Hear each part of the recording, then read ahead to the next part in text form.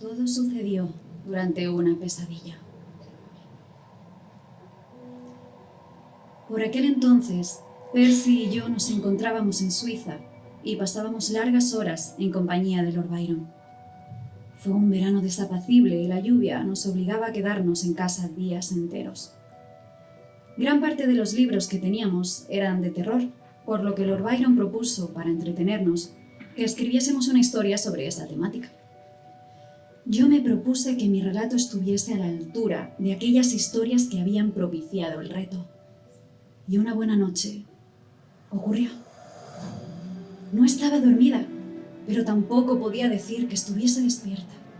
Vi las imágenes con una nitidez que superaban los límites de la ensoñación.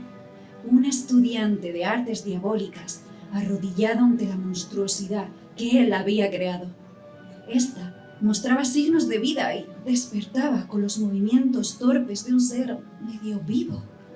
¡Qué horroroso debía ser cualquier intento de imitar al creador del mundo!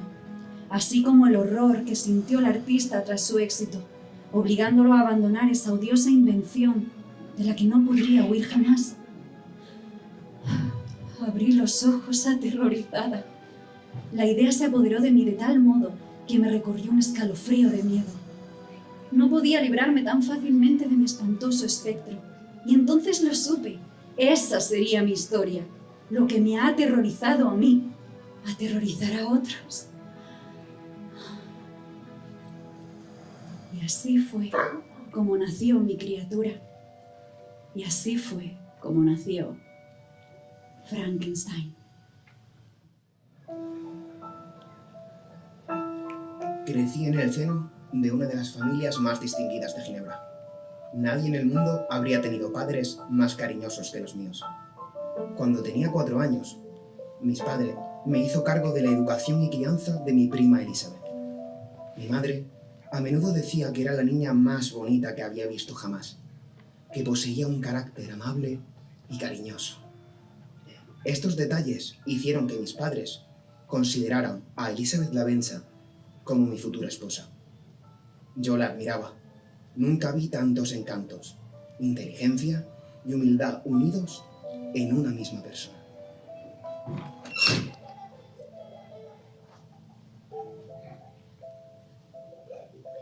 Mi hermano Ernest era 5 años más joven que yo, con un carácter muy dulce, pero desde niño había tenido una salud muy delicada. Y William, el más pequeño de la familia, era la criatura más noble del mundo.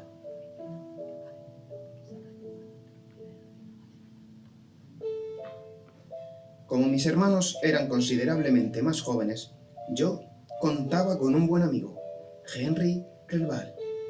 Poseía un talento y una imaginación singulares, y en casa no éramos del todo felices si él no estaba con nosotros.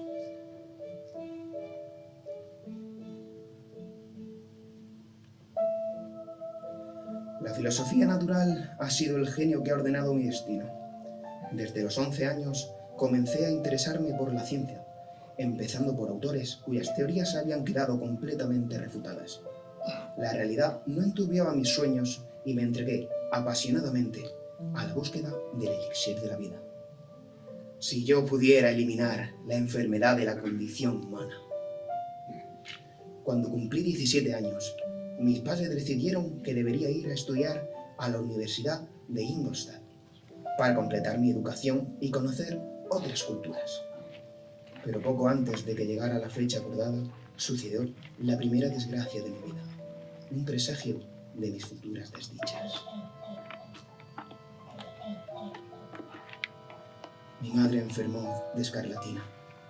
Ni siquiera en su lecho de muerte la abandonaron la fortaleza y la bondad por la que tanto admirábamos. Murió tranquila, dejando un vacío en nuestras almas y desesperación en la mirada. 3 meses después llegó finalmente el día de mi partida. Durante el viaje me sumí en mis reflexiones más melancólicas. Yo, que siempre había gozado de las mejores compañías, ahora estaba solo. Brot! Pumpernickel! Das beste Brot Deutschlands! A la semana siguiente de mi llegada, asistí al aula del señor Waldman. Salí de allí encantado con ese profesor y su lección, lo que me animó a visitarlo en su laboratorio aquella misma tarde. Fue un día memorable para mí, porque entonces se decidió mi destino. Aquel día, la filosofía natural y la química se convirtieron prácticamente en mis únicas materias de estudio. Permanecía noches enteras trabajando en mi laboratorio. Así transcurrieron 2 años, durante los cuales hice algunos descubrimientos que me preocupaban gran estima y admiración en la universidad. Pero a menudo me preguntaba, ¿dónde residirá el principio de la vida? Esta y otras cuestiones me hicieron aplicarme en fisiología y anatomía. Sin embargo, para estudiar las fuentes de la vida, debía recurrir primero a la muerte. Así que también observé la descomposición y la corrupción del cuerpo humano. Pasé días y noches enteros en panteones y osarios. Examiné y analicé todos los detalles y las causas a partir de los cambios que se producían en el proceso de la vida a la muerte y de la muerte a la vida, hasta que conseguí hallar la causa de la generación de la vida.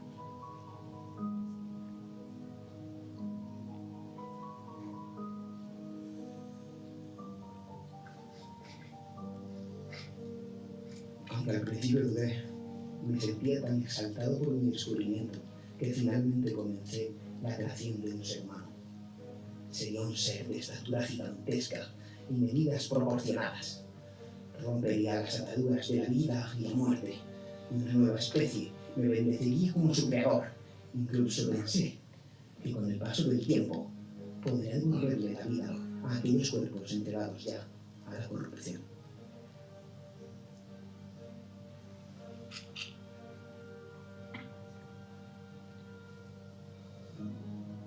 Ahora me tiemblan las manos y siento deseos de llorar al recordar los horrores de mi trabajo. Mi rostro había palidecido y mi cuerpo parecía demacrado por el confinamiento. Todas las noches sucumbía a la fiebre y me convertí en una persona nerviosa. Me olvidé de mis seres queridos y de lo que ocurría a mi alrededor. Más de un artista indetenido, parecía un esclavo de mis torpes ambiciones. Pasaron otros 2 años hasta que conseguí por fin terminar mi hombre. Con angustia, coloqué la maquinaria con la que insuflaría vida a aquella cosa exenue tendida a mis pies. Jamás olvidaré cómo la criatura abría sus turbios ojos amarillentos. Cuánta tristeza sentí ante aquel desastre. ¿Cómo podría describir aquel engendro al que había conseguido dar vida? Había deseado aquel momento con fervor, pero ahora que había triunfado, el horror y el asco me embargaron el corazón. El engendro que había creado tenía sus ojos clavados en mí. Susurró algunos sonidos incomprensibles y alargó una mano para detenerme. Pero yo conseguí escapar y huí. Pasé una noche espantosa. Todas mis ilusiones se habían convertido ahora en un infierno. Y ese cambio había sido tan rápido, la derrota tan absoluta.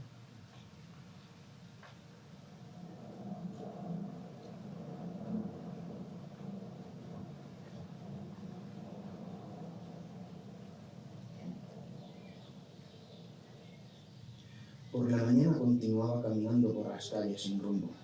Un carruaje se detuvo justo donde yo me encontraba. Y al abrirse las puertas, sentí un enorme regocijo al conocer la figura de mi amigo Henry. Mi querido Frankenstein, qué suerte encontrarte. Cuánto me alegra verte, mi buen amigo. No esperaba verte con niño estar. Créeme, he tenido muchos problemas para convencer a mi padre, pero al final me ha permitido emprender este viaje al país de la sabiduría. Y mi padre, mis hermanos y Elizabeth. Muy bien y muy felices, aunque un poco inquietos porque apenas han tenido noticias tuyas. Pero, mi querido Frankenstein, no me había fijado en el mal aspecto que tienes. Parece como si hubieras estado muchas noches en vela. Estás en lo cierto. He estado muy ocupado, pero ya estoy libre, creo.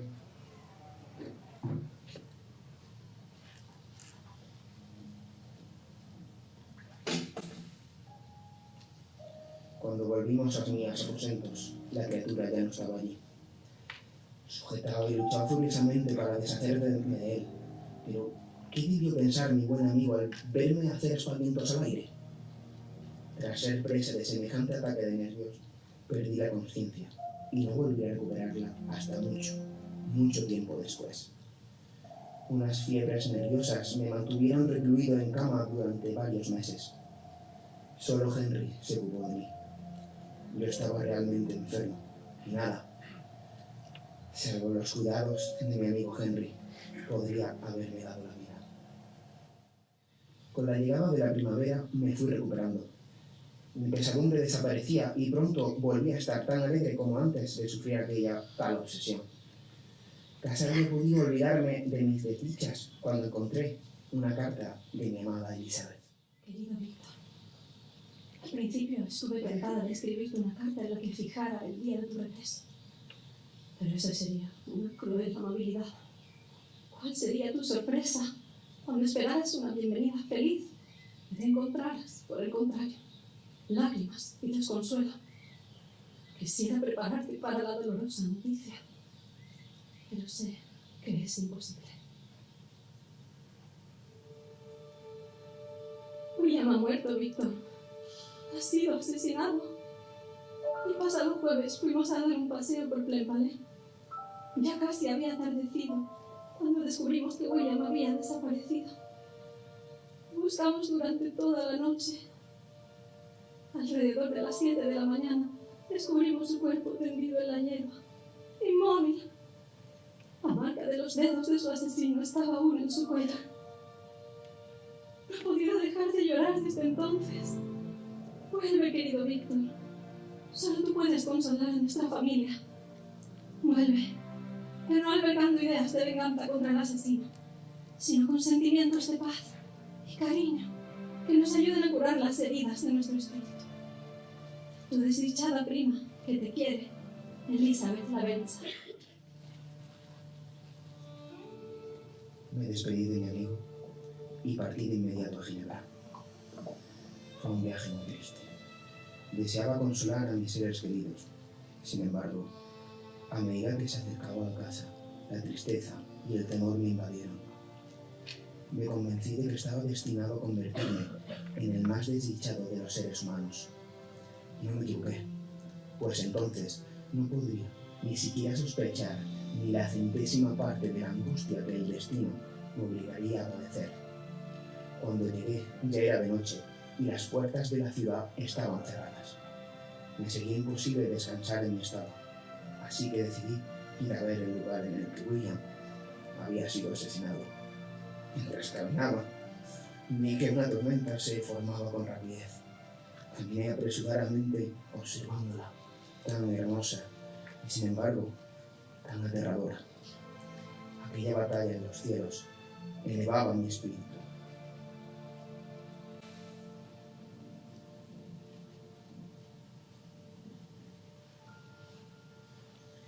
¡William! Este es tu funeral. Esta es tu elegía.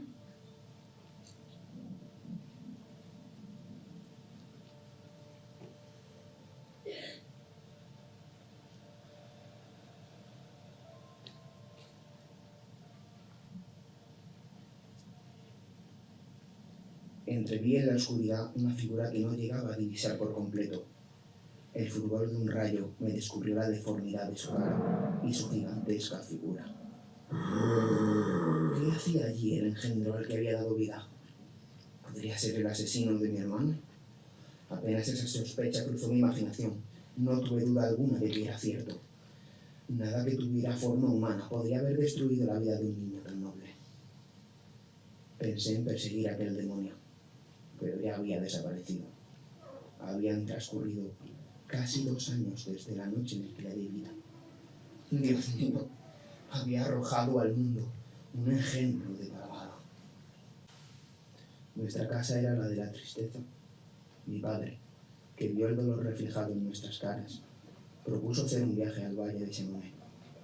Durante el trayecto a menudo me quedaba atrás para poder entregarme a las penas de mis pensamientos y mi culpa. Una mañana Decidí subir solo al Munkberg. Ya era mediodía cuando llegué a la cumbre y pude disfrutar de su majestuosidad del paisaje. Pero no estaba solo. Descubrí que el rostro del engendro que yo había creado me observaba con una amarga angustia, mezclada con desdén y malignidad. ¡Demonio! ¿Acaso no temes mi furia venganza? Caiga sobre tu despreciable ser. ¡Apártate! ¡Alimaña miserable! Esperaba este recibimiento. Vos, mi creador, que rechazáis y me odiáis, a vuestra criatura os proponéis matarme. ¿Cómo os atrevéis a jugar así con la vida? Cumplid vuestro deber para conmigo, aceptad mis condiciones y os dejaré en paz. Rechazadlas y saciaré las fauces de la muerte con vuestros seres queridos. ¡Monstruo abominable! Os suplico que me escuchéis. Antes de que descarguéis vuestro odio sobre mí, ¿acaso no he sufrido lo suficiente, oh Frankenstein? Recordad que soy vuestra creación, a quien privasteis de la alegría sin ninguna culpa. Yo era afectuoso y bueno, pero la desdicha me convirtió en un malvado. ¡Apártate! ¡No te escucharé! Estos espacios tenebrosos a los que los hombres no desean venir han sido más amables conmigo que vuestros semejantes. ¿No he de odiar a aquellos que desean mi aniquilación? Por las virtudes que tuve una vez, os lo ruego, escuchad mi historia.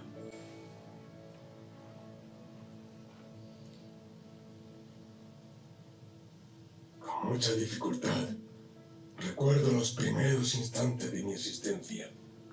Descubrí que podía caminar libremente, pero no comprendía las funciones de mis sentidos. Me refugié en el bosque que hay cerca de Ingolstadt. Era un pobre desgraciado. Ni sabía ni podía comprender nada, pero sentí el dolor que me invadía. Y lloré. Poco a poco descubrí las maravillas de la vida y de este mundo. Pero no estaba preparado para las barbaries del hombre que siempre me mostraba su rechazo. Me resguardé en un cobertizo contiguo a una casa de granjeros y me sentí feliz por haber encontrado refugio. Gracias a esas familias entendí que existía un método para comunicarse mediante sonidos articulados y deseé ardientemente adquirirla. Practiqué durante todo el invierno. Mejoré bastante, pero no lo suficiente como para mantener una conversación. Las palabras me inducían a pensar sobre mí mismo. ¿Qué era yo? No sabía absolutamente nada de mi creación y de mi creador. Solo sabía que no había nada ni nadie como yo. ¿Era entonces un monstruo? No puedo explicaros la angustia que aquellas reflexiones me producían. ¿Por qué disteis forma a una criatura tan espantosa que incluso vos mismo me disteis la espalda? Pensé que los granjeros, con su amable y bondadoso carácter, tendrían piedad de mí. Pero me equivoqué. Pude percibir el horror que sintieron al verme. Entre los miles y miles de hombres, no había ni uno que sintiera compasión por mí o quisiera ayudarme.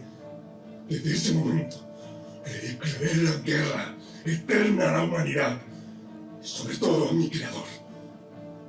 Decidí huir lejos del escenario de mis desgracias e ir en vuestra busca. Cuanto más me acercaba a Ginebra, más sentía que la venganza se había convertido en dueña de mi corazón.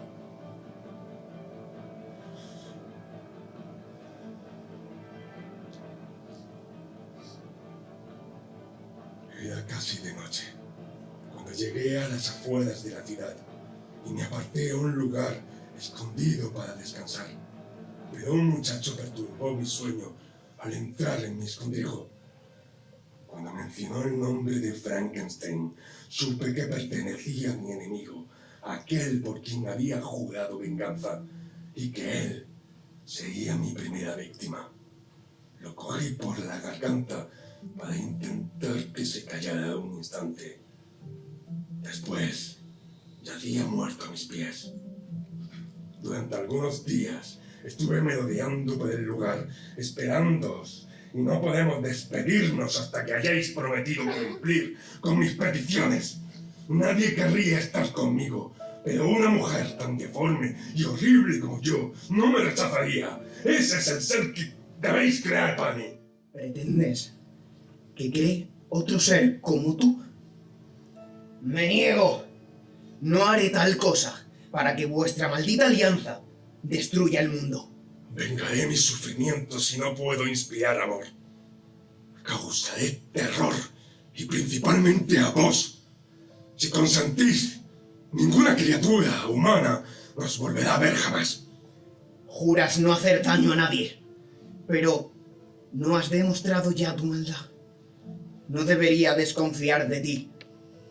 Mis maldades son fruto de una soledad forzada que aborrezco. Mis virtudes florecerían si recibiese la comprensión y el cariño de un igual. Accedo a tu petición, con la siguiente condición. Prométeme que abandonarás cualquier lugar habitado tan pronto como te entregue a la que te acompañará en tu exilio. ¡Lo juro! Marchad y comenzad los trabajos. Cuando todo esté preparado, yo apareceré.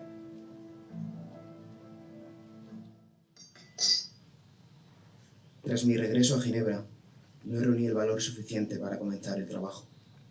Temía la venganza del demonio si lo defraudaba, pero la idea de reemprender la tarea me repugnaba. Necesitaría muchos meses de estudio y pruebas para volver a componer una criatura. A pesar de mis inquietudes, mi salud había mejorado notablemente desde mi vuelta a casa. Durante ese tiempo, mi padre me planteó la idea de formalizar mi matrimonio con Elizabeth. Pero antes debía cumplir con mi compromiso. Solo así conseguiría que el monstruo se fuera, y entonces yo podría disfrutar de un matrimonio que me trajera paz. Aquellos pensamientos dictaron la respuesta que le di a mi padre, aunque disfrazando mis verdaderas razones, y él aceptó mi petición. Viajaría a Inglaterra, donde me reuniría con Clerval, y se acordó que este viaje duraría 2 años. Londres era nuestro lugar de destino. Decidimos permanecer algunos meses en aquella ciudad maravillosa. Mientras Henry disfrutaba, yo traté de conseguir la información necesaria para cumplir mi promesa. Comencé también a reunir los materiales necesarios para mi nueva creación, y aquello me causaba una inmensa angustia que solo su compañía lograba disipar.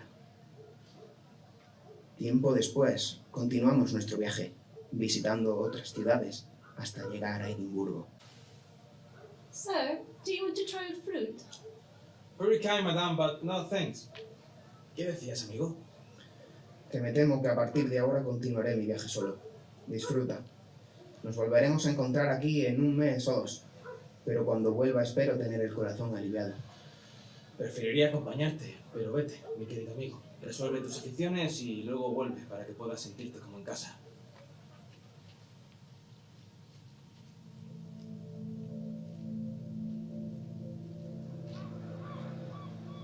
Crucé las tierras altas del norte y me asenté en una isla donde solo 3 cabañas miserables. A medida que avanzaba en mi trabajo, este se me hizo más horrible y detestable. Siempre estaba inquieto, temiendo encontrarme con aquel ser que me acusaba. Una tarde me senté a reflexionar, considerando las consecuencias de lo que estaba haciendo. Estaba a punto de crear otro ser, cuyo carácter también desconocía por completo. Podría ser 10 veces más perverso. ¿Iba yo a infligir esa maldición a las generaciones futuras? Temblé y se me paralizó el corazón cuando levanté la mirada y vi al demonio junto a la ventana. Pensé con una sensación de locura en mi promesa de crear otro ser como él y, temblando de ira, hice pedazos la cosa en la que estaba trabajando. ¡Has destruido la obra que comenzaste! ¿Te atreves a destruir mis esperanzas? ¡Rompo mi promesa! ¡Nunca crearé otro ser como tú! Igual de deforme e igual de criminal. Ya intenté razonar contigo una vez. Recuerda que yo tengo el poder. Puedo hacerte tan desgraciado que incluso la luz del día podría resultarte odiosa. Tus amenazas no pueden obligarme a cometer un acto de maldad, sino que me confirman en la decisión de no crear para ti una compañera en el crimen. Tenía sentimientos de cariño y todo lo que me devolvieron fue desprecio. Tú puedes odiarme, pero ten cuidado. Muy pronto caerá sobre ti el rayo que te arrebatará la felicidad para siempre. ¡Maldito demonio! ¡Déjame! ¡Está decidido! Miré, pero recuerda, estaré contigo en tu noche de bodas.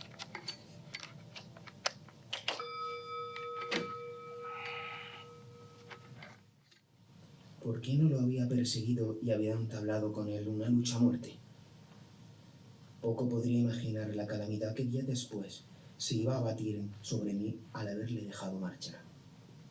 Por la mañana, un barco trajo cartas de Ginebra y otra de mi amigo Henry, insistiéndome a reunirme con él.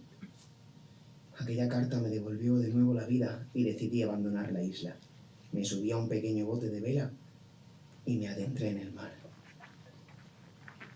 Ya llevaba muchas horas navegando y comenzaba a sentir las punzadas de una sed ardiente cuando vi el perfil de tierra firme hacia el sur.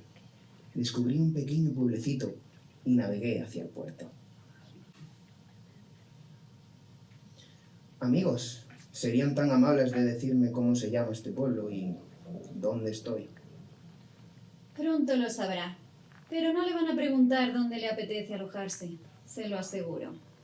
¿Por qué me contesta con tanta brusquedad? No es costumbre de los ingleses recibir a los extranjeros de un modo tan poco amistoso. No conozco las costumbres de los ingleses, pero la de los irlandeses es detestar a los criminales.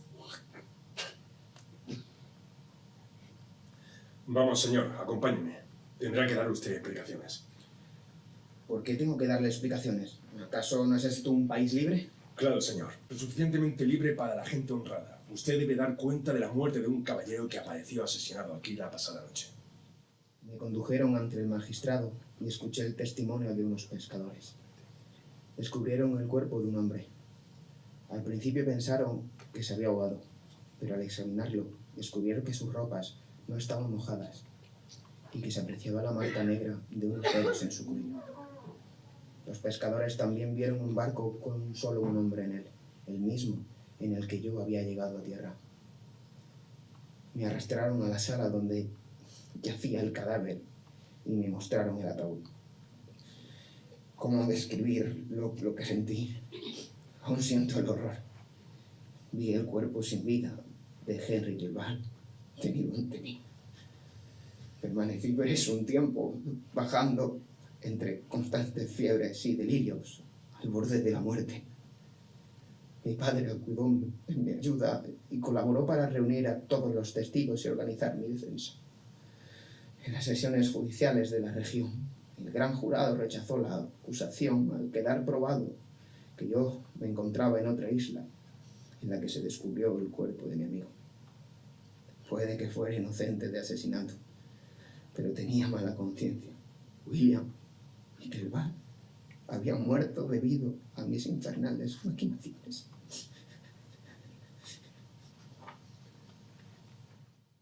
Oh, Víctor, has vuelto a casa. Elizabeth me dio la bienvenida con mucho cariño. Sin embargo, había lágrimas en sus ojos cuando vio mi cuerpo maltrecho y mi rostro febril. Solo ella tenía el poder para sacarme de mis estados de abatimiento. Acordamos que la fecha de nuestro enlace tendría lugar al cabo de 10 días. Mientras tanto, yo adopté todas las precauciones para defenderme en caso de que aquel engendro quisiera atacarme. Siempre llevaba una pistola y una daga.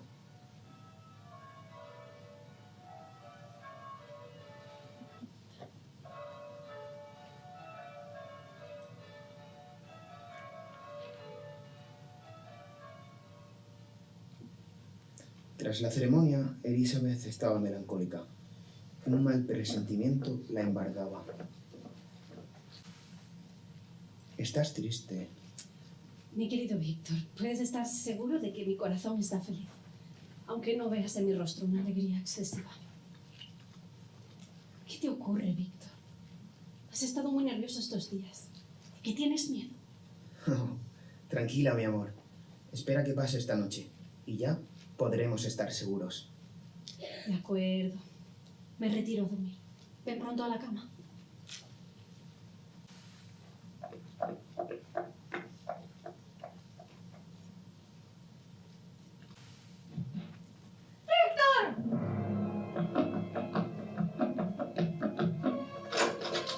¡Dios mío!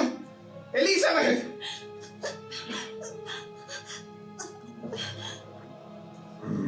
Te lo advertí. ¡Tú! ¡Engendro miserable! ¿Pensabas que ibas a ser feliz mientras yo me arrastro en insoportable sufrimiento? ¡Demonio! ¡Ven aquí! ¡No huyas!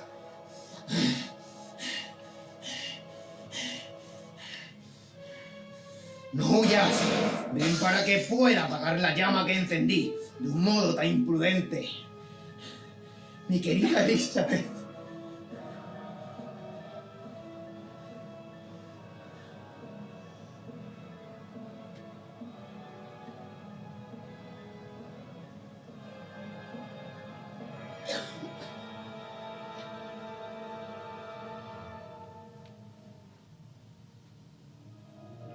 Mi querida Elizabeth, eres mi felicidad y mi esperanza. Pero ahora, tu bondad y compasión ha sido arrebatada por las garras de la venganza.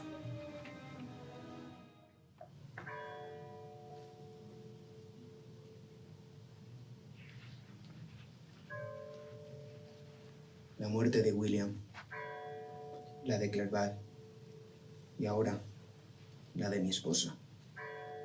Mi padre esperaba ansioso nuestro regreso, pero solo regresé yo. Fui incapaz de soportar las dolorosísimas noticias que yo le llevaba. Había perdido a la persona que era su razón de vivir y su alegría. Elizabeth había sido más que una hija para él. No pudo vivir rodeado de los espantos que le habían acumulado a su alrededor.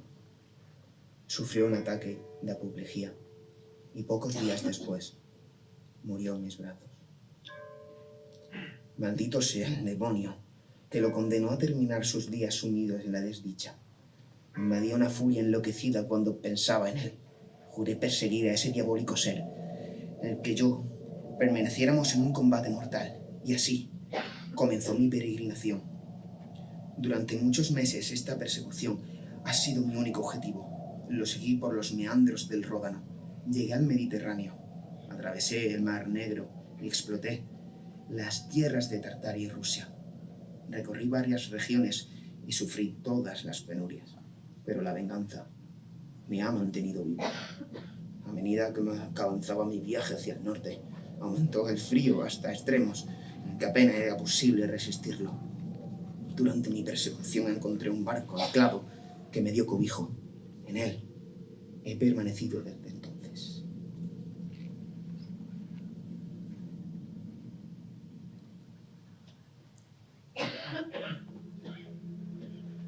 Nada puede reemplazar a aquellos que se fueron.